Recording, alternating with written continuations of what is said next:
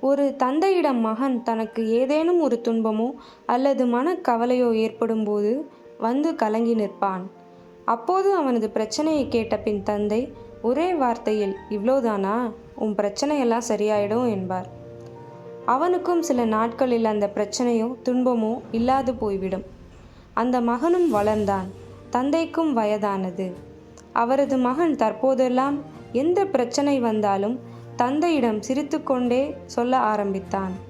ஒரு நாள் மகன் தந்தையிடம் கேட்டான், "ஏன்பா, நான் எவ்வளோ பெரிய பிரச்சனைன்னு வந்தாலும் இவ்வளோதானா அப்படின்னு கேட்கிற? எனக்கும் அந்த பிரச்சனை சுலபமாக முடிஞ்சிடுதே, எப்படிப்பா?" என்றான். அந்த தந்தை சிரித்துக்கொண்டே சொன்னார், "சில வருடங்களுக்கு முன்னாடி பிரச்சனைனா கலங்குவ.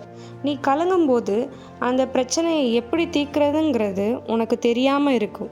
நான் இவ்வளோதானா அப்படின்னு கேட்டதும் உன் மனம் இது ஒரு பிரச்சனையே இல்லைன்னு ஒரு முடிவுக்கு வந்து அந்த பிரச்சனையும் முடிச்சிடும். இப்போ எவ்வளோ பெரிய பிரச்சனை உன் முன்னாடி இருந்தாலும் அதற்கான தீர்வு மட்டும்தான் உனக்கு தெரியும்.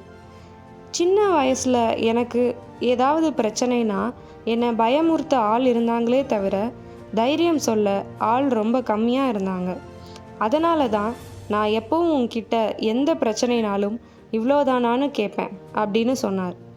நாம் எவ்வளோ புத்திசாலியாக இருந்தாலும் ஒரு நிமிடம் இவ்வளவா அப்படின்னு நினச்சா நாம் அங்கேயே நின்றுடுவோம். ஆனால் இவ்வளோதானா அப்படின்னு நினச்சா அதை தாண்டி அடுத்த கட்டத்துக்கு போயிடுவோம்.